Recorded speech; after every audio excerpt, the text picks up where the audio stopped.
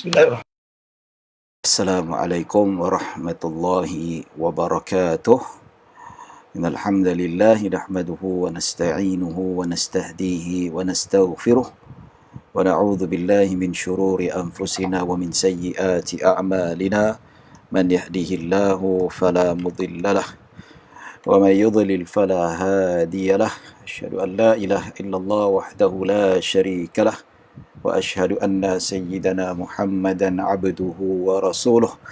Allahumma salli wa sallim wa zid wa barik ala sayyidina Muhammad abdika wa rasulika nabiyil ummi wa ala alihi wa sahbihi ajma'in.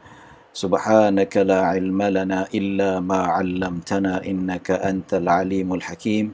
Rabbi shrah li sadri wa yassir li amri wahlul 'uqdatan min lisani yafqahu qawli, amma ba'd. Alhamdulillah, tuan-tuan dan puan-puan yang dirahmati Allah Subhanahu wa taala, syukur pada Allah atas nikmat serta limpahan kurniaan yang Allah berikan kepada kita. Dengan izinnya pada malam ini sekali lagi kita dapat berkumpul dan kita dapat berhimpun untuk sama-sama kita meneruskan pengajian kitab Muqaddimah Al-Hadramiyah, iaitu kita sudah berada di penghujung waktu ataupun tempoh yang mana pada malam ini kita akan habiskan bab al-i'tikaf, iaitu i'tikaf yang mana kita sudah bincangkan syarat-syarat berkaitan dengan i'tikaf. Dan terlebih dahulu saya mohon maaf sebab keterlewatan saya memulakan pengajian pada malam ini. Dia lewat sikit, 8 lebih kurang dalam pukul 8:05 start. Jadi kita sudah membincangkan tentang syarat-syarat sah i'tikaf itu, iaitu ada 7. Yang mana kita tahu sebelum ini i'tikaf hukumnya adalah sunat muakkad, sunat yang sangat-sangat dituntut oleh Islam itu sendiri. Jadi insya-Allah kita nak lebih mendalam dalam perkara ini supaya kita dapat manfaat dan kita mendapat penjelasan yang begitu jelas daripada apa yang dibincangkan oleh para ulama tentang hukum hakam berkaitan dengannya. Jadi apabila kita bincangkan tentang hukum hakam ini, maka kita dapat jelaslah apa yang ulama maksudkan tentang kepentingan bila kita sebut pasal i'tikaf ni. Pasal apa? Sebab ia adalah satu tuntutan yang perlu kita penuh untuk kita mendapat pahala dan kita mendapat ganjaran daripada Allah Subhanahu Wa Taala. Perkara yang sunat, yang mana hanya duduk saja dalam masjid, hanya duduk saja tanpa perlu kita sembahyang, duduk saja. Hatta kalau dibaring sekalipun tidur dapat pahala. Sebab itu Nabi SAW 10 malam terakhir disebutkan dalam hadis, Nabi hanya menetap pada satu tempat. Nabi dia tidak pergi dekat tempat di satu tempat berdekatan dengan rumah Nabi SAW, sehingga kan Nabi duduk kat situ, kecuali kalau Nabi nak ke tandas saja. Tidur semua dekat dalam masjid. Begitu juga selepas Nabi SAW wafat, maka isteri-isteri Nabi SAW meneruskan sunnah Nabi SAW dengan mengadakan i'tikaf di rumah Allah, iaitu 10 malam terakhir. Dan kita bincangkan juga tentang fadilat i'tikaf ini adalah yang paling afdal beriktikaf di rumah-rumah Allah. Itu yang syarat utama. Kat rumah tidak ada i'tikaf. Dan kita sudah bincangkan bab berkaitan dengan masjid, dengan surau, dan kita sudah ceritakan bahawa surau yang diwakafkan untuk salat 5 waktu yang sudah digazetkan. Kalau zaman sekarang macam mana kita nak wakafkan, iaitu kita tahu memang tuan punya tanah memang diwakafkan. Ya. Dan bangunan-bangunan yang mana infrastruktur yang dibina tu memang orang wakafkan. Itu tahu. Kedua, biasanya kalau tanah-tanah milik milik developer, dia bagi untuk surau. Jadi dia bagi tapi dia tak isytiharkan sebagai wakaf, maka kita kena daftar dekat Jabatan Agama Islam untuk digazetkan tanah itu sebagai tanah wakaf. Maka walaupun surau dan tidak dinamakan sebagai masjid, tetapi layak dapat hukum seperti hukum masjid, yang mana siapa duduk di dalamnya dapat pahala i'tikaf. Sekurang-kurangnya kadar tamakninah. Lagi lama lagi bagus. Dapat 5 minit duduk situ i'tikaf pun, 5 minit setiap saat, setiap detik dapat pahala daripada Allah Subhanahu Wa Taala. Dan surau yang diwakafkan untuk salat 5 waktu juga boleh untuk salat tahiyatul masjid. Tidak menjadi halangan. Baik, tuan-tuan dan puan-puan yang dirahmati Allah Subhanahu Wa Taala, kita akan masuk bab berkaitan dengan perkara-perkara yang membatalkan i'tikaf. InsyaAllah, jikalau tidak ada menikah, ada permintaan daripada seorang ikhwah kita, dia kata minta untuk buka bab berkaitan dengan zakat fitrah. InsyaAllah, habis bab ni kita akan masuk, kita akan bincangkan. Sama ada kalau sempat kita bincangkan pada hari ini, rasanya tak sempat kot. Mungkin kita akan bincangkan pada esok insya-Allah bab berkaitan dengan zakat fitrah. Dia tak panjang pendek saja. Baik, kita baca matan ya, baca matan yang tertera dekat skrin yang ditunjukkan di atas. Maka kita baca bismillahirrahmanirrahim. Faslun mubtilatul i'tikaf. Iaitu yabtulul i'tikafu bil jima'i wa bil mubasharati bi syahwatin in anzala wa bil jununi wal ighma'i wal janabati wal riddati was sukri wa idza nadhara i'tikafa muddatin mutatabi'atin lazimahu. Baik, kita tengok ya. Dibincang di sini perkara yang membatalkan i'tikaf. Ya. Perkara-perkara yang membatalkan i'tikaf, iaitu terbatalnya i'tikaf dengan berjima', bersentuhan dengan syahwat sehingga keluar air mani, gila dan pengsan, janabah, murtad, mabuk. Ya. Apabila seseorang bernazar untuk beriktikaf dalam tempoh yang berturut-turut, maka wajib dia menunaikannya. Baik, tuan-tuan dan puan-puan dirahmati Allah Subhanahu wa taala, kita bincang sedikit demi sedikit. Ya, dia kata ya betul i'tikafu, iaitu batal i'tikaf itu bil jima', iaitu jima' yang mana seperti mana membatalkan puasa. Ya. Sama ada keluar air mani ataupun tidak. Mana kita tahu yang jima' membatalkan puasa ni tak semesti keluar air mani. Dia asal sekadar masuk kemaluan lelaki dalam kemaluan perempuan, suami isteri, ataupun dalam konteks yang berzina yang diharamkan oleh Allah Subhanahu wa taala. Walaupun tak keluar air mani, masuk walaupun sekejap saja. Walaupun masuk suku kemaluan, tetap juga. Dan begitu juga lebih besar haramnya, iaitu kalaulah berlakunya seperti homoseksual, wa iyyazubillah. Ini adalah satu lagi yang lebih terlaknat sekali. Tetap juga membatalkan walaupun tidak keluar air mani. Ataupun lebih gila dan lebih dosa besar lagi, iaitu berjima' dengan binatang, pun sama juga perkara membatalkan puasa. Ya, kalau perkara ini berlaku, iaitu dia fayabtulu bil jima' min wadi'in 'amdan min al-'ilmi wal ikhtiyari, iaitu berlakunya jima' itu iaitu dengan sengaja. Dengan sengaja maksudnya apa? Dia mengetahui bahawa perkara ini membatalkan i'tikaf, dan pilihannya bukan disebabkan dia itu adalah dipaksa. Sebagai contoh, mungkin ada orang tertanya-tanya, macam mana ustaz kalau berjimat dalam masjid? Tak mungkin lah kan. Katakanlah dia punya masjid depan rumah dia, betul-betul depan rumah dia. Jadi dia balik rumah kejap, ingat nak buang air ataupun nak minum air, nak makan.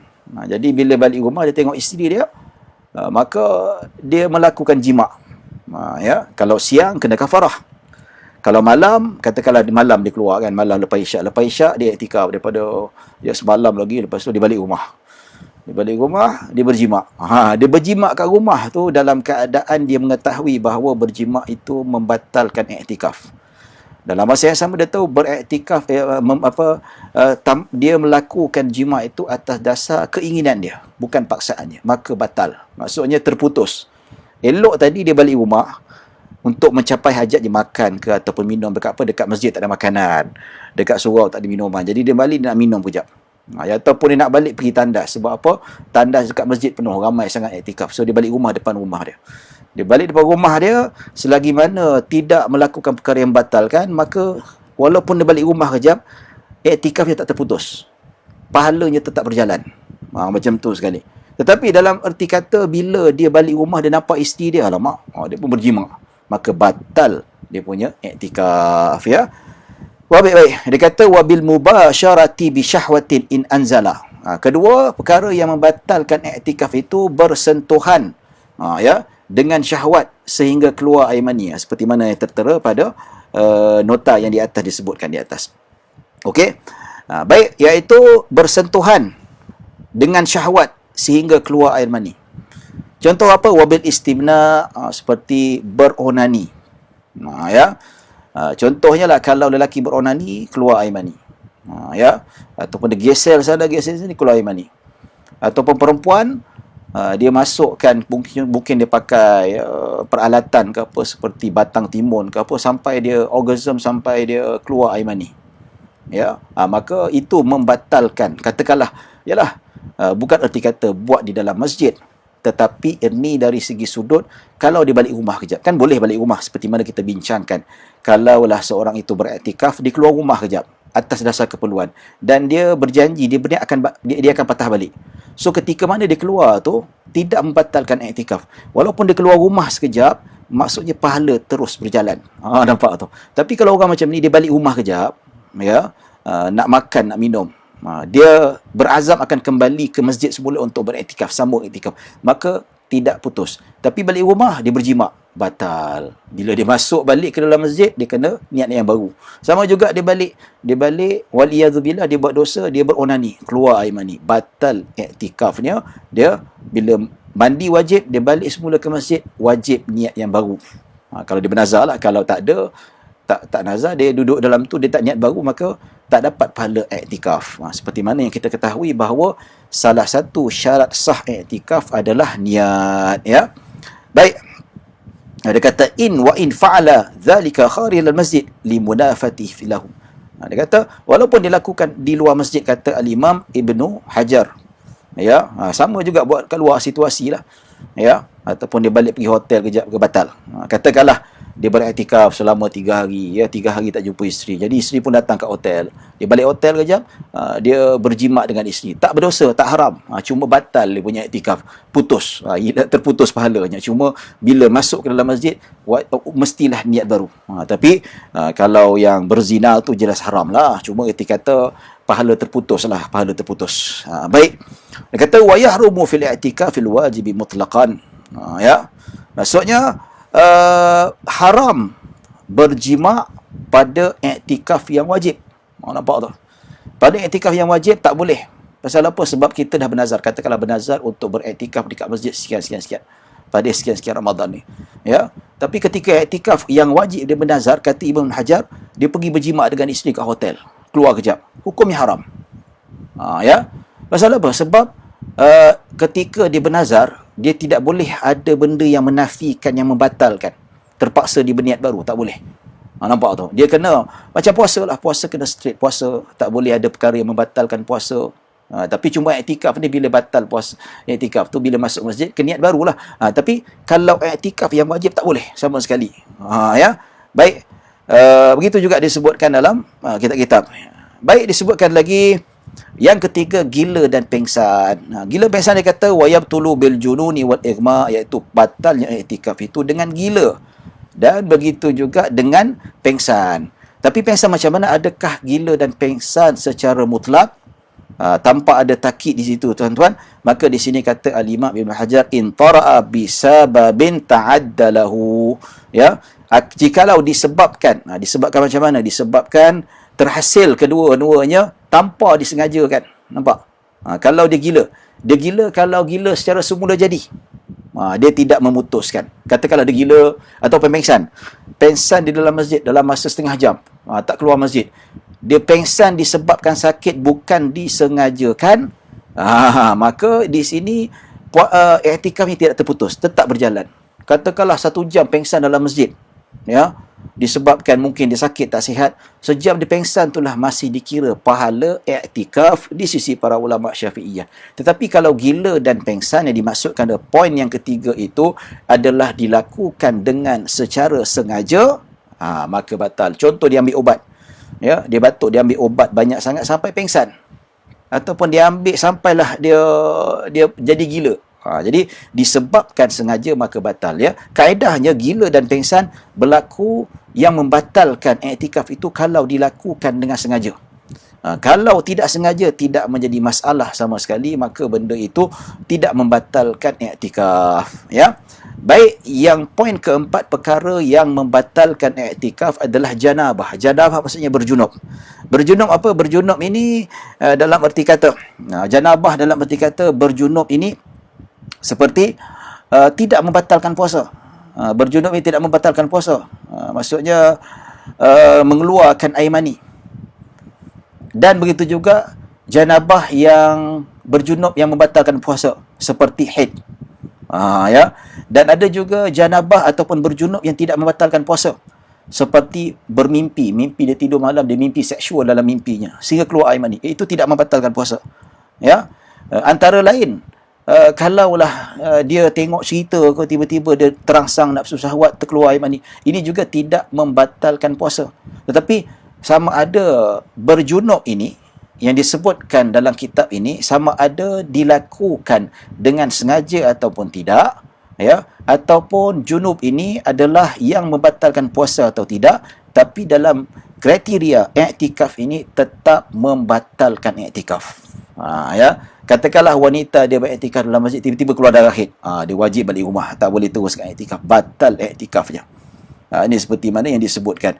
Baik, begitu juga kalau seseorang itu bila dia lakukan iktikaf dia mimpi, dia bermimpi keluar air mani. Ini tidak membatalkan puasa tapi membatalkan iktikaf. Tapi kalau haid tadi batal puasa dan batal iktikaf. Begitu juga kalau orang tu dia beriktikaf dalam masjid, tiba-tiba dia keluar pergi tandas sekejap. Masuk tandas masjid, dia pergi beronani. Beronani ni batal puasa. Dan juga membatalkan iktikaf itu sendiri. Ya. Baik tuan-tuan berahmati Allah Subhanahu wa taala. Baik. Dia kata wajima'un nasin au jahilin au mukrahin illam yaghtasil fawran liwujubil mubadarati bil ghusli ri'ayatan litatabbu. Kata Imam Ibn Hajar, dia kata dan juga batal kalau orang yang berjima dalam keadaan lupa. Katakanlah dia pergi masjid, dia iktikaf, balik rumah nak makan kejap, kat masjid tak ada makanan. So dia balik rumah, dia terlupa dalam keadaan beriktikaf tu, dalam keadaan beriktikaf yang dia nak balik ke masjid untuk niat yang baru. Ya, balik rumah dia berjima dengan isteri dalam keadaan terlupa ataupun dalam keadaan jahil ataupun dalam keadaan dipaksa. Dia tiba nampak, dia kata tak apa, nanti kena bunuh. Kan? Baik, dia kata batal tak? Batal juga jikalau dia itu tidak mandi secepat mungkin. Katakanlah dia lepas berjima, ya Allah aku tengah iktikaf. Dia kena cepat-cepat mandi. Bila cepat-cepat mandi, barulah jima itu tidak membatalkan iktikafnya. Tidak membatalkan iktikafnya. Pasal apa? Sebab dia lupa. Tapi kalau dia lupa dia berjima, alamak, berjima, tengah berjima dia lupa, dia teruskan juga, batal. Dan katakan lepas berjima, dia teringat, ya Allah, hari ni aku tengah beriktikaf, kenapa aku berjima? Dia kena mandi cepat-cepat. Kalau dia tangguh, tak apalah, nanti lepas tengah jam mandilah, batal iktikaf dia. Nampak tak? Ya? So, bila balik nanti, dia kena iktikaf, niat iktikaf yang baru. Ya?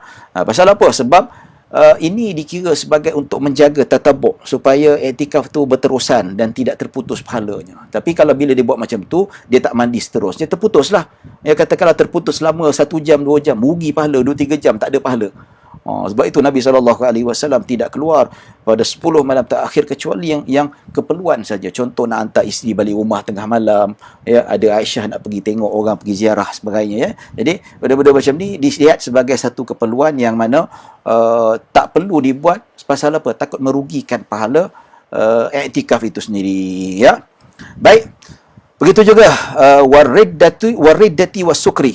Begitu juga murtad dan mabuk. Yang penting murtad. Murtad memang batal lah. Dia beriktikaf tiba-tiba dia murtad. Wal'iyadzubillah, minta jauh daripada Allah Subhanahu wa taala. Batal.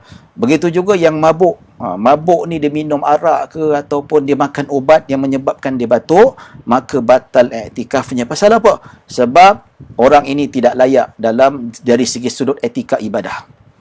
Ya, orang mabuk, orang murtad tidak layak untuk beribadah, maka apabila berlakunya murtad dan mabuk, maka terbatallah iktikafnya atas ketiadaan kelayakan mereka untuk beribadah. Ya, tuan-tuan dan puan-puan dirahmati Allah Subhanahu wa taala. Jadi itu yang kita kata perkara yang membatalkan iktikaf, yang mana sudah kita bincangkan, yang tertera dalam nota ini tuan-tuan dalam bentuk PDF, yang mana apabila kita bincangkan seterusnya. Baik.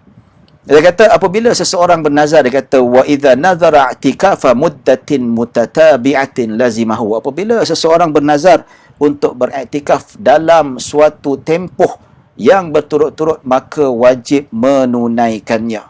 Ya, katakanlah dia bernazar, sahaja aku nak berpuasa selama, aku nak beriktikaf selama 3 hari. Maka dia wajib untuk melakukan berturut-turut. Tak boleh kalau dia nak buat selang sehari, tak boleh. Ataupun setengah-setengah hari, tidak boleh. Dia kena melakukan 3 hari berturut-turut. Dan dia tidak boleh sengaja membatalkan ibadah iktikafnya, kecuali kalau terdesak. Ya, kecuali kalau dia keluar untuk keperluan tidak menjadi masalah, seperti mana pergi tandas dan sebagainya, ya. Jadi kalau dia berpuasa berturut-turut, sama juga kalau orang bernazar untuk berpuasa 7 hari berturut-turut, wajib dia berpuasa berturut-turut. Tak boleh dia buat alternate. 1 hari puasa tak sah, selagi mana tidak sah. Walaupun dah puasa 7 hari, dia kena ulang balik ke 7 hari itu. Sama juga kalau mereka yang berkata, saya nak beriktikaf selama 10 malam terakhir lengkap, aku bernazar atas nama Allah Subhanahu Wa Taala, maka dia kena buat daripada 21 Ramadan sampai ke 30 Ramadan. Ya, dia kena buat. Dia kena penuhkan bab tu. Kalau tak penuhkan bab tu, maka dia tidak akan dapat keabsahan dalam ibadahnya. Katakanlah dia buat selang-selang. Tak apalah, aku buat awal Ramadan, hari ni sekali iktikaf, lepas tu juga. Walaupun cukup 10 hari, tapi selang-selang, sedangkan dia bernazar untuk buat berturut-turut, maka tak sah. Dia kena start balik 1, 2, 3, 4, 5, 10 secara berturut-turut. Ini bagi mereka yang bernazar untuk beriktikaf secara berturut-turut. Tapi kalau dia kata, sahaja aku beriktikaf, aku bernazar untuk beriktikaf atas nama Allah selama 10 hari. Dia tak sebut berturut-turut. Maka secara mutlak ini tidak dikira wajib untuknya melakukan iktikaf secara berturut-turut. Boleh alternate. Boleh sebulan sehari. Boleh 2 bulan sekali. Dan selagi mana dia tak takyinkan ataupun tidak menentukan tahun, sahaja aku bernazar dengan nama Allah untuk beriktikaf selama 10 hari dalam tempoh tahun 2020. Dia kena lengkapkan 10 hari, tak kira lah bulan 1 ke bulan 2 ke bulan 3, yang paling 2020. Kalau masuk 21, berdosa. Dia kena qada balik, tetap kena tunaikan nazarnya itu, tuan-tuan. Ya, baik. Ini kalau kata iktikaf lah, sama juga dengan puasa, sama juga dengan ibadah-ibadah yang lain, ya. Baik, kita buka surat yang seterusnya. Okey. Baik.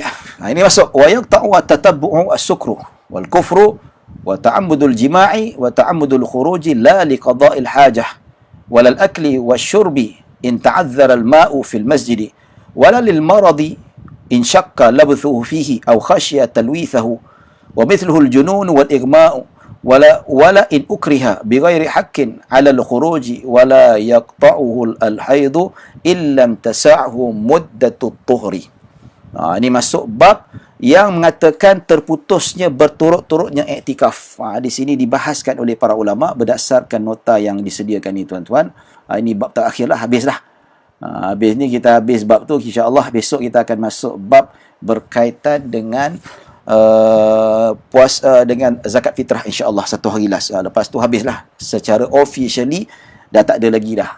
Cuma nanti insya-Allah lah Ramadan tu mungkin saya akan cari kitab yang mungkin saya ada cadangan nak mengajar kitab-kitab lain ke, wallahu alam. Nanti lepas raya nanti saya akan sambung pengajian kitab Muqaddimah Hadramiyah untuk saya ajar fiqh umrah dan haji.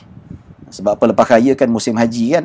Jadi kemungkinan kita tak pergi haji, dan mana saya sebenarnya ada terikat ataupun terikat kontrak dengan satu agensi pelancongan, iaitu umrah dan haji. Tahun ni saya sepatutnya bawa orang. Ada bawa jemaah lebih kurang dalam 30 lebih jemaah swasta untuk pergi buat haji. Tapi nampak gayanya disebabkan pandemik COVID-19 ni, kita mungkin tak terdapat ataupun terhalang untuk mengerjakan ibadah haji. Maka tak dapat buat ibadah haji pun, insya-Allah sekadar dalam tempoh, katakanlah saya rasa mungkin dalam tempoh bulan 5 ni ke, saya rasa masih lagi kita ni dalam keadaan tempoh berkurung lagi kot. Kalau masih lagi berkurung, masa raya pun berkurung juga, insya-Allah ya, saya akan buka fiqh ibadah haji. Begitu juga bulan Ramadan, saya rasa insya-Allah Ramadan kita dah habis dah. Tapi nanti insya-Allah mungkin saya ada banyak masa ke tak banyak tazkirah, saya akan buka bab berkaitan dengan fiqh ibadah umrah dan haji insya-Allah. Doa-doakan semoga dipermudahkan oleh Allah Subhanahu Wa Taala. Baik, bagi izinkan saya nak minum kejap.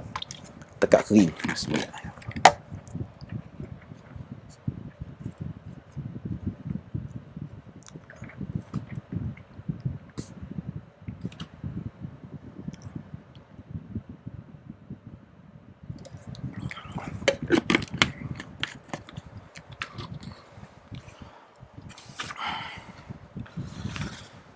Oh, dekat azan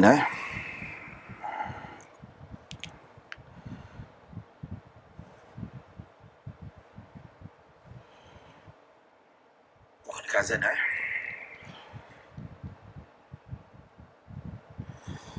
Okey. Ada soalan, ada satu soalan. InsyaAllah saya akan sambung nanti insyaAllah. Ada soalan daripada Ustaz Ahmad Basri Muhammad. Ya.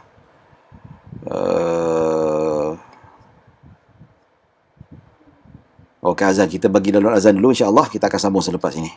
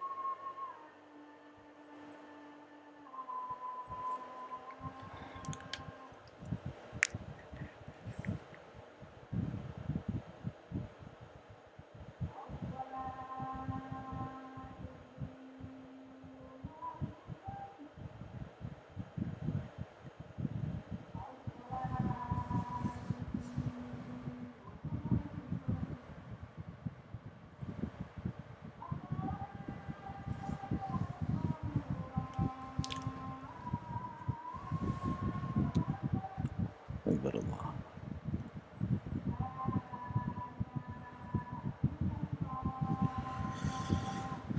La ilaha illallah Muhammadur Rasulullah sallallahu alaihi wasallam. Allahumma rabb hadhihi ad-da'wati was-salati al-qa'imah ati sayyidina Muhammadin al-wasilata wal-fadilah والشرف والدرجة العالية الرفيعة وبعث الله المقام محمود الذي وعدت إنك لا تخلف الميعاد. Baik tuan-tuan dan rahmati Allah Subhanahu Wa Taala, ada soalan daripada Ustaz Ahmad Basri, ada soalan daripada Syukri Syamsul, begitu juga Amirul Hafiz dan begitu juga soalan daripada Ibnu Ibn. InsyaAllah saya akan habis daripada muka surat ni, insyaAllah saya akan jawab satu persatu persoalan yang ditimbulkan. Terima kasih kerana mengajukan soalan, dan kalau ada soalan lagi boleh kumpul lah. Kita akan sambung selepas ini. Baik, ini ketika kata terputusnya berturut-turut dengan sebab apa? Terputusnya dengan sebab apa? Maka apakah yang menyebabkan terputusnya? Katakanlah saya nak beriktikaf selama 1 hari. Ya. Dia kena 1 hari straight, tak boleh terputus. Kalau terputus kena start balik, maksudnya 1 hari itu 24 jam. Ya, selama 24 jam. 24 jam tu dia tidak boleh terputus, tidak boleh melakukan perkara yang membatalkan. Membatalkan terputus. Ya, apakah perkara yang menyebabkan terputusnya nazar itu ataupun terputusnya iktikaf itu? Minta maaf. Baik, pertama mabuk. Ya, mabuk ni disebabkan kalau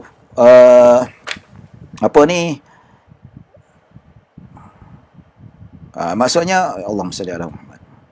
Ya, mabuk. Mabuk ni dia tak layak untuk beribadat. Kufur, iaitu murtad. Sama juga, dia membatalkan dan memutuskan. Ya. Dan berjima dengan sengaja. Berjima dengan sengaja seperti dia balik rumah kejap, dia berjima dengan isteri dengan sengaja. Dia tahu benda tu memutuskan iktikaf. Ya, kecuali dia jahil. Ataupun terlupa, tidak membatalkan. Ya, contoh dia kata, saya bernazar nak puasa, saya nak bernazar untuk beriktikaf dekat masjid selama 1 hari. 1 hari itu maksudnya apa? 24 jam, sehari semalam. Ya, balik dia beriktikaf, tidur situ, ya, makan situ, pergi toilet, ya. Katakanlah dia dah beriktikaf selama 20 jam. Ya. Tiba-tiba jam ke-20 pula dia balik rumah kejap. Dia balik rumah, ya, dia nak pergi tandas ke apa, ke atas dasar keperluan, tiba-tiba nampak isteri dia, tiba-tiba naik selera pula. Dia pun berjima dekat rumah. Tak haram, tak dosa, ya. Tapi terputus dia punya iktikafnya. So, bila iktikaf terputus, maka terputus nazarnya tak sah. Dia kena start balik jam pertama untuk melengkapkan sehari semalam 24 jam. Itu yang dimaksudkan. Ya, tapi kalau tidak berniat bernazar, dia tidak kira terputus tu, maksudnya rugi pahala lah. Kita keluar kejap tu sepatutnya tidak terputus pahala kita, tapi sebab balik berjima tu terputuslah pahala tu. Bila masuk balik kena niat yang baru. Kalau tak niat, sia-sia kita beriktikaf dalam tu. Itu dimaksudkan. Ya, dia baik. Yang tak ada masalahnya kalau yang sunat, kalau terputus tu kita boleh sambung balik. Tapi yang bernazar ni, ini yang bermasalah. Baik. Kemudian yang ketiga tu berjima dengan sengaja, mabuk kufur, kita sudah tahu dah. Ya, baik. Termasuklah tadi yang terputus kalau kita memabukkan diri kita ataupun kita menyebabkan kita pengsan dengan sengaja, makan ubat banyak sangat. Batuk, kita telan sebotol air ubat batuk, pengsan. Mabuk, pengsan dengan sengaja ni, maka menyebabkan kita ini terputus iktikaf itu sendiri. Baik. Yang seterusnya keluar dengan sengaja. Ya. Dia kata ta'ammudul khuruj minal masjid lima laysa daruriyan wala ma huwa mulhaqun bid daruri. Ya, maksudnya benda yang tidak darurat. Contohnya lah, ya, kalau macam saya sebutkan tadi, dekat masjid penuh toilet ataupun toilet kotor, sebab apa, siap pun cuti apa semua, kita nak, Allah, tak selera kita nak buang air, lepas tu tambah lagi takut terkena pakaian kita, maka kita balik rumah kejap. Balik rumah kejap, yang dekat lah, bukan jauh. Yang mana kita balik kejap, kita buang tandas. Itu tidak menjadi masalah. Itu tidak terputus. Kalau dia bernazar pun tidak terputus. Baliknya rumah itu atas sebab hajat, darurat. Takkan nak tahan perut macam tu. Takkan nak buang tepi jalan, kena balik rumah. Itu tidak menjadi masalah. Maka hukumnya dibolehkan dan diharuskan pasal apa? Atas dasar hajat. Ya, baik. Okey. Yu'athirul khuruju li qada'il hajah, untuk menunaikan hajat. Yang mana idlabud daminu, yang mesti seperti buang air. Dan mesti lagi apa? Berbuka contohnya lah. Dia nak balik berbuka kat rumah je. Pasal apa? Sebab masjid tak sediakan makanan. Masjid tak ada sediakan minuman, terpaksa balik makan. Itu tak apa. Tidak menjadi masalah, ya. Baik, ataupun dia keluar disebabkan nak pergi berwuduk. Batal wuduk kan, maka dia nak berwuduk, ataupun disebabkan apabila dia tidur dalam masjid tiba-tiba berjunub, dia nak keluar pergi tandas, nak kena mandi, nak mandi kat tandas masjid pula penuh, terpaksa balik. Itu tidak menjadi masalah, ya. Dan begitu juga wala li ajlil akal. Begitu juga dia kata keluar dengan sengaja melainkan untuk menunaikan hajat, ya, makan dan minum. Makan dan minum seperti mana disebutkan oleh Al-Imam Ibn Hajar. Dia kata wa in amkana fil masjid faqad yastahi wa yushku alaih bi khilafi syurb. Maksudnya kadang-kadang dekat masjid tu tak ada makanan. Ya. Ataupun kalau dia tak mampu kat makanan, contoh dia segan nak makan dekat masjid, contohnya dia perempuan ramai lelaki, dia nak makan jadi terpaksa buka dia punya niqab dan sebagainya. Jadi dia tak nak makan depan orang ramai, dia paksa balik rumah. Itu tak apa. Ya. Bikhilafi syurbi, kalau kat masjid ada minuman, dia tak boleh balik rumah. Ya. Tapi Imam Ibn Hajar dia bagi keringanan kalau dekat masjid ada makanan. Kalau kat masjid ada makanan, tetapi dia balik rumah atas sebab kepayahan yang dihadapi. Mungkin nak kena beratur panjang, sedangkan dia nak beribadat dan sebagainya. Ataupun macam tadilah dia perempuan. Ya, kalau dia nak makan, kena makan, explore depan orang ramai. Dia malu, dia jaga penghormatan dia. Ada wanita, tak kisah. Ya, ada yang pakai niqab, nak kena buka niqab. Wah, susah. Takkan nak makan menyuruk pula, tak ada tempat. Terpaksa dia balik rumah. Itu tidak menjadi masalah. Tetapi minum. Katakanlah ada dekat masjid tu disediakan air sejuk lagi, siap air apa, dekat surau tempat saya ni ada disediakan air kowe lagi tu. Kalau ada minuman tak boleh balik. Kalau dia balik minum juga bermaksud bukan disebabkan hajat, sebab apa, hajat itu memang sudah tersedia ada dekat masjid, tapi dia balik juga untuk minum, maka ini tidak dikira sebagai hajat. Ya, kecuali terpaksa balik juga pasal apa, nak uruskan anak nak makan ke apa ke, itu tak apa, hajat. Kalau dia tak balik pula, payah anak tak makan. Mungkin anak nak pergi sekolah susah, katakanlah dia beriktikaf, lepas subuh dia lari kejap balik rumah sejam, pasal apa, nak gosok baju anak, ya, nak kemaskan baju anak dan tunggu anak sampai bas sampai. Itu tak apa, lepas tu dia patah balik pergi masjid, itu tidak menjadi masalah selagi mana tidak jauh, selagi mana tidak menyebabkan dia terpaksa mengambil masa yang lama untuk balik rumah. Ya. Dan minuman jika tiada air di masjid, ya, maksudnya tidak ada. Kalau ada, tak boleh balik. Dan keluar kerana suatu penyakit yang menyukarkannya untuk terus tinggal di masjid. Contoh dia sakit tetapi tidak boleh duduk dekat masjid. Contoh dia pening kepala. Kalau pening kepala, sakit yang masih boleh menetap dekat masjid lagi. Contoh apa, kalau pening kepala, telan Panadol, baring kejap. Ya.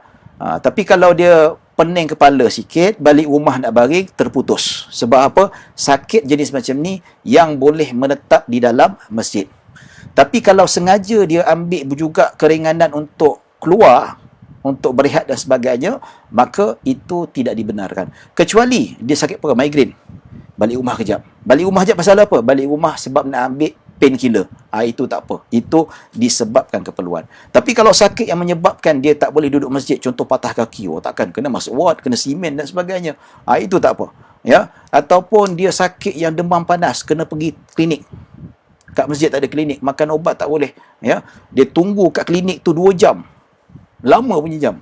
Tak terputus iktikaf dia. Pasal apa? Itu disebabkan sakit yang mana dia tak boleh menetap dalam masjid. Dia terpaksa keluar daripada masjid untuk mendapatkan bahan keperluan. Walaupun dia tunggu berjam-jam pun, tapi pahala iktikaf tetap berjalan. Ya. Baik, atau khawatir akan mencemarkan masjid.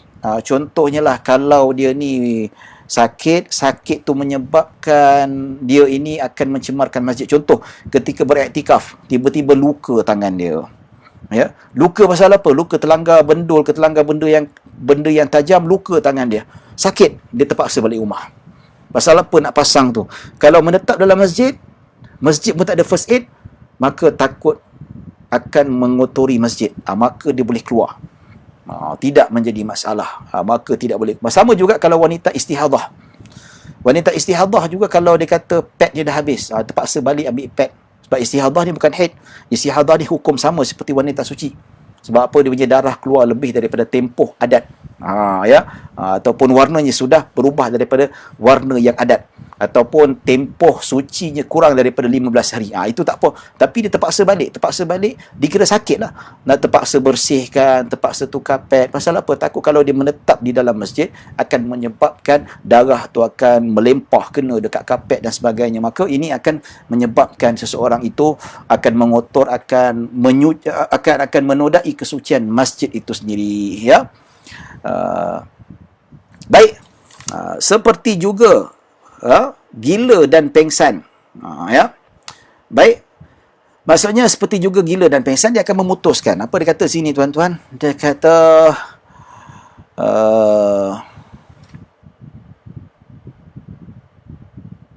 baik, begitu juga orang yang gila dan pengsan. Kalau dia gila, bukan sengaja. Tapi kalau gila disebabkan sengaja makan obat stone, dia isap gam gila. Dia isap gam sampai pengsan. Itu batal. Ya, walaupun dia tetap pasal apa dia sengaja. Tapi kalau disebabkan sakit, ya, dia tengah iktikaf, depression gila. Ya, bukan sengaja. Maka dia terpaksa keluar pergi hospital, pakai sekretari. Dia keluar tu tidak menjadi masalah. Begitu juga dengan pengsan. Pengsan yang tidak disengajakan, ya. Dia tiba-tiba pengsan, terpaksa bawa pergi ward. Tak terputus, jumpa doktor, tak terputus dia punya iktikafnya. Pasal apa? Pengsan bukan dikehendaki, dan pengsannya itu tidak boleh kekal dalam masjid, terpaksa bawa hospital untuk tujuan perubatan. Ya, baik dia kata, ya, tidak putus juga jika ia dipaksa keluar tanpa hak. Dia dipaksa keluar tanpa hak macam mana? Iaitu keluar yang mana dipaksa. Ya, seperti orang zalim paksa dia keluar. Ini jangan berlaku lah. Ada orang zalim kata, kalau kau tak keluar sekarang, kau keluar sekarang. Aku nak jumpa kau. Kalau tak keluar sekarang, aku bakar rumah kau. Ya, terpaksalah dia keluar, dia jumpa si zalim itu. Jumpa-jumpa berborak-borak. Terpaksa dia dikira sebagai terputus. Tidak terputus dia punya iktikaf. Kalau dia bernazar pun, nazar dia masih boleh diteruskan. Tapi kalau dia bernazar, ataupun iktikaf sunat, tiba-tiba dia keluar jumpa kawannya, berborak kat luar tu 1 jam, berborak tanpa keperluan, 5 minit sekalipun tanpa keperluan berborak, maka batal, terputus iktikaf dia. Walaupun kejap. Jadi kalau nak ajak kawan borak, bawa dalam masjid. Tak ada masalah, tidak ada berdosanya kalau berborak tentang duniawi di dalam masjid. Ada banyak nas Nabi SAW berbual tentang duniawi di dalam masjid, yang mengatakan sesiapa yang berbicara tentang urusan duniawi dalam masjid akan tidak diterima amalannya selama 40 hari. Hadis palsu sepalsu-palsunya, tak boleh diambil kira. Ya, kalau nampak ada tujuan, panggil kawan, jom borak. Aku tak boleh keluar sebab aku bernazar, kalau aku keluar borak dengan kau, terbatal. So terbatal, maka aku kena start balik all over again. Maka jom nak borak, kita borak dalam masjid. Tidak menjadi masalah. Ya. Tapi kalau dipaksa, itu tidak membatalkan. Ya, walaupun tempoh yang lama. Tidak memutuskan dengan sebab haid jika tidak mencukupi tempoh berturut-turut dalam tempoh suci. Maksudnya apa, tuan-tuan? Katakanlah wanita tu baru habis haid. Ya. Dan tempoh bersuci tak sampai 15 hari. Sebab apa? Tempoh minimum bersuci menurut mazhab Syafi'i itu 15 hari. Katakanlah dah suci selama 10 hari, hari ke-11, tiba-tiba hari ke-12 suci itu keluar darah. So tak cukup 15 hari dia bersuci, maka walaupun darah itu keluar, cuma dia pakai pad saja tidak membatalkan. Sebab apa? Yang tak cukup 15 hari bersuci itu, iaitu hari darah yang keluar hari ke-13, itu bukan darah haid namanya. Itu nama darah istihadah. Kecuali kalau dia sudah melalui proses bersuci selama 15 hari, kan, tiba-tiba hari ke-16 keluar darah, itu darah haid namanya, dia kena balik rumah. Tapi hari ke-13 bersuci itu, daripada haid nifas keluar darah, itu bukan darah haid, itu namanya istihadah, darah sakit. Itu tidak membatalkan ibadah, sama ada puasa ataupun iktikaf, malah dia boleh teruskan. Cuma wajib pakai pad supaya darah itu tidak menitis, terkena ataupun mengotori masjid. Ya. Baik tuan-tuan dan puan-puan dirahmati Allah Subhanahu Wa Taala, habis sudah bab berkaitan dengan iktikaf. Jadi kita nak buka sesi untuk soal jawab. Dia kata soalan daripada Ahmad Basri Muhammad, jika seseorang itu niat untuk jadikan ataupun wakafkan bilik rumahnya sebagai masjid, bolehkah dia beriktikaf di dalam bilik tersebut? Lebih-lebih lagi musim PKP. Ya, saya ada bilik. Rumah saya ada berapa bilik? Kata orang kaya ni rumah dia ada 7 bilik. So dia nak wakafkan satu bilik ni untuk iktikaf. Boleh, tapi dengan syarat bilik tu dia iktikaf boleh orang masuk sesuka hati. Dia tak boleh kunci. Bukan milik dia lagi. Nampak tu? Ya, boleh. Dia niatkan untuk wakaf iktikaf, boleh, tetapi sesiapa saja mesti dibuka untuk umum. Nampak? Tapi macam mustahil. Kalau buka umum, orang boleh masuk keluar rumah kita. Bangladesh ke Indonesia ke Korean ke, ya, China ke Donald Trump boleh masuk. Kalau di Islam lah. Nampak tu? Jadi boleh kita nak wakafkan bilik kita, boleh nak jadikan sebagai wakaf untuk iktikaf, tapi mesti dibuka 24 jam. So kalau dalam bilik kita tu untuk diwakafkan, untuk dijadikan iktikaf, gate kita pun tak boleh kunci, orang boleh keluar masuk. Tak payah nak ketuk. Maksudnya itu hak mutlak masyarakat umum. Sebab apa? Bila sudah diwakafkan, bukan hak milik kita lagi, sudah milik mutlak masyarakat Islam. So, kalau kita kunci, berdosa. Sebab apa? Kita menghalang. Kecuali atas dasar kemaslahatan, ya. Macam dekat negara Arab, dia terpaksa kunci pasal apa, nanti orang salah guna. Arab sana tak boleh percaya, tuan-tuan. Ya? Jadi agak mustahil lah sebenarnya yang seperti dinyatakan.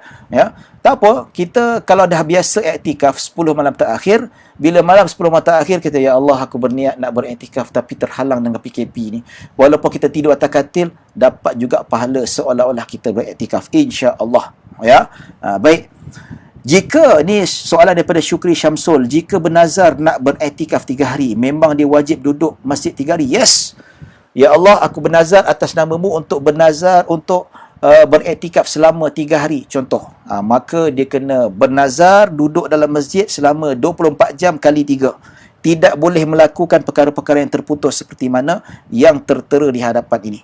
Tak balik rumah sahaja. Kalau balik rumah, habis, terputus dah. Katakanlah dah 2 hari, dah hari ketiga dia balik rumah, berjimat dengan isteri, habis. Kena start balik all over again. Jam yang pertama balik. Tu ya. Jadi kalau dia kata aku nak beriktikaf di masjid, tak sebut tempoh. Ya. Aku nak beriktikaf dekat masjid atas nama Allah. Ya. Jadi dia masuk masjid dalam tempoh tumakninah sudah memadai. Sebab apa? Iktikaf ini paling minimum adalah tempoh tumakninah, iaitu bacaan subhanallah. Tapi dia kata aku akan beriktikaf sehari semalam, kena wajib. Duduk 24 jam, tak boleh terputus. Seperti mana yang tertera pada nota di atas ni. Kena. Ya. Jadi boleh tengoklah, saya tak padam video ni. Baik. Okey, Amirul Hafiz, sedih rasanya bagi jemaah yang terpilih untuk pergi haji tahun ni tapi tidak dapat menunaikan haji sebab COVID-19. Ya, saya dah pernah pergi haji, tapi yalah, teringin nak pergi haji. Tapi kalau tak nampak gayanya, tadi saya tengok Arab Saudi sudah jauh memotong kita. Arab Saudi sudah jauh memotong kita dari segi sudut ranking berapa jumlah pesakit COVID-19. Tinggi. Ya. Kita 5,000 lebih. Saudi nak dekat 6,000 dah. Cepat dia potong kita. Dan kadar pesakit yang sembuh tak ramai macam kita. Nampak gayanya memang terbatal lah ibadah haji. Kalau berlaku ibadah haji, saya pun nak pergi takut. Risiko. Entah lagi negara-negara ketiga ni yang tak ambil apa kebersihan dan sebagainya. Lagi saya takut nak pergi pun pergi 2 kali juga. Ya. Baik. Okey. Daripada Zulkarnain, tumpang tanya, sekiranya berlaku pertembungan azan di masjid dan surau, yang mana perlu kita dahulukan? Mana yang kita dengar dulu? Mana yang kita dengar dulu ataupun mana yang paling dekat? Yang mana yang paling dekat itu lebih utama. Sebab apa? Termasuk dalam qaryah kita. Kadang-kadang surau kita dekat, tapi masjid ni sebab amplifier dia, mikrofon dia dahsyat sangat. So 3 kilometer pun dengar. Ya. Walaupun dengar sayu, kita pilih mana yang paling dekat. Katakanlah rumah kita position tengah-tengah antara masjid dan surau. Yang mana yang azan dulu? Ya. Lebih afdal jawab dua-dua, lagi bagus. Ya. Baik. Apa boleh kita mula berniat iktikaf di kawasan tanah wakaf pembinaan masjid seperti kawasan yang belum didirikan bangunan? Soalan yang bagus deh. Ya, kawasan parking dan kawasan koridor masjid. Baik. Seperti mana syarat sah iktikaf ni adalah niat, iaitu muqaranatul lubth, iaitu ketika mana dia start duduk menetap. So menetap duduk apa? Di dalam masjid. Di dalam masjid, dalam kawasan masjid. Ya, parking bukan masjid. Sebab parking bukan tempat solat. Walaupun tanah wakaf, tapi bukan tempat wakaf untuk solat, tapi untuk parking. Koridor, yes, koridor part of masjid. Ya, bila masuk koridor, kaki 5 tidak. Kaki 5 tidak termasuk masjid. Masuk koridor, naik tangga tu, lepas tangga tu, itu sudah dikira masjid. Boleh terus untuk berniat iktikaf. Pasal apa? Syarat sah iktikaf niat. Dan kedua, mesti dalam masjid. So, kalau kita start niat ketika dekat parking, tidak sah. Ya. Dan niat kena serentak ketika mana kita start duduk tu. So, bila kita dekat parking, belum lagi start duduk. So, kita niat tak sah. Ya. Kita niat ketika mana bila dah duduk start masuk. Ya. Maka itulah dapat pahala iktikaf. Baik, daripada Ibnu Idris, jika seseorang itu keluar masjid banyak kali, adakah masih dikira bersambung iktikafnya? Keluar banyak kali kalau berhajat. Kalau berhajat, katakanlah dia keluar satu hari 10 kali, pergi tandas pasal apa? Cek berit. Ya, takkan nak berkepuk dalam tu ya, takkan nak pakai plastik. Kalau dia keluar 10 ataupun keluar 10 kali pergi kantin nak minum air sebab dahaga. Dia ni kuat minum. Ya, itu tak apa. Tapi saja-saja keluar, terputus. Keluar pergi mana? Isap rokok, terputus. Ya, terputus isap rokok. Ya, tuan-tuan dan puan-puan dirahmati Allah Subhanahu wa taala. Boleh keluar banyak kali tapi betul-betul hajat. Contoh keluar nak pergi makan, nak pergi minum ya, atau nak pergi tandas kalau air tak ada dalam masjid, ya, wallahu alam. Baik, bagi yang ni iktikaf selama 5 jam, ya. Pada jam ketiga dia keluar, dia darurat. Jika kembali ke masjid macam mana? Kalau darurat tak apa. Darurat itu lain cerita. Darurat tidak menjadi masalah, tidak memutuskan rantaian atau bukan rantaian COVID-19, rantaian iktikaf itu sendiri.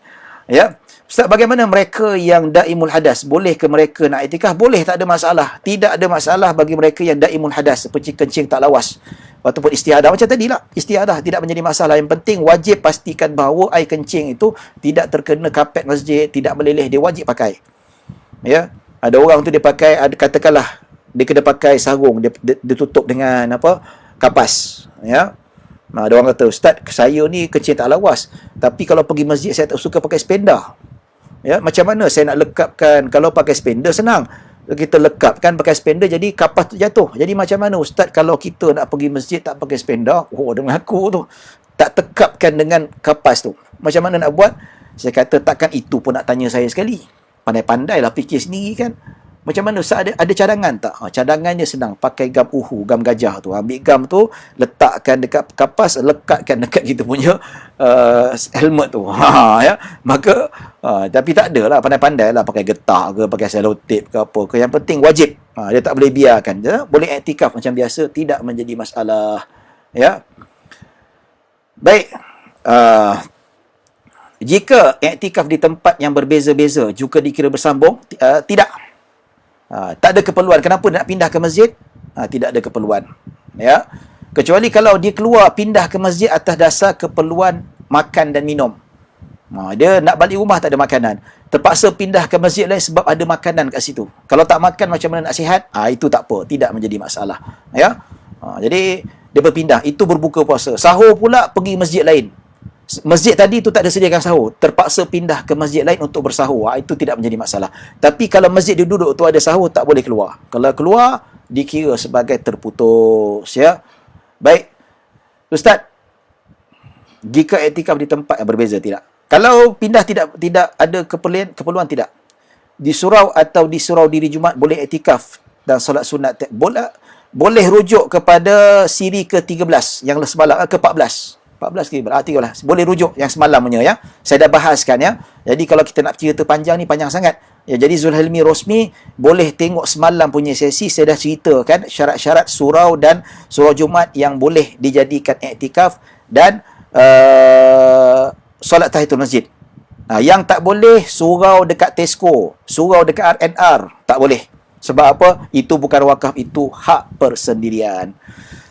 Syarat nak keluar jika berhajat ke rumah, tidak boleh singgah ke mana-mana, perlu direct ke rumah. Yes, betul, tidak boleh direct ke rumah. Dan rumah tidak jauh. Menurut uruf, kata Imam Abdul Hajjaj, rumah tidak jauh daripada uruf. Contoh kalau uruf, macam mana kita kata rumah jauh daripada masjid? Di sisi pemikiran masyarakat. Macam mana tu? Ya, adakah 2 km jauh ataupun 3 km jauh? Ya, bagi saya ikut uruf, ikut adat setempat. Selagi mana rumah kita masih satu taman, masih lagi dekat. Kalau luar taman, sudah dikira jauh. Ya. Jadi sebab apa kita tengok, kenapa saya katakan satu taman masih lagi dekat? Sebab zaman sekarang ni orang dia kira satu taman surau banyak sangat. Jadi kalau dia berlega-lega masih dalam satu ataupun jauh sedikit, tidak menjadi masalah, ya. Tak boleh singgah mana-mana. Kecuali kalau singgah betul-betul, katakanlah ada emergency, nak balik rumah tiba-tiba nampak ada kawan pengsan terjatuh. Kita pun emergency, terpaksa tolong ni kejap. Itu kalau emergency lah. Tapi kalau saja-saja, kalau nak berborak-borak, tak boleh. Cuma kalau sekadar bagi salam, tanya khabar, tak ada masalah. Tapi kalau berborak-borak, dah tukar rim kereta ke belum, dah tukar minyak hitam ke belum, ya, maka tidak boleh. Ya. Baik, tuan-tuan dan puan-puan dirahmati Allah Subhanahu wa taala. Ya, ulang semula berkaitan dengan istihadah. Katakanlah tadi, dia suci tak cukup 15 hari. Patut suci 15 hari, tapi hari ke-13 keluar darah. Itu bukan nama darah haid, itu namanya darah istihadah.